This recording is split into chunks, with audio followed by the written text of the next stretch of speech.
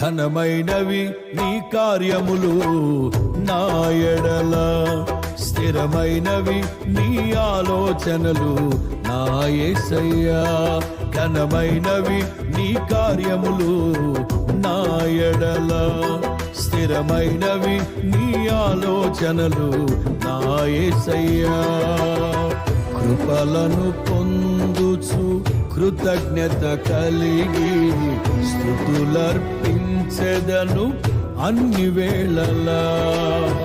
కృపలను పొందుచు కృతజ్ఞత కలిగి స్తుతులర్పించెదను అన్ని వేళలా.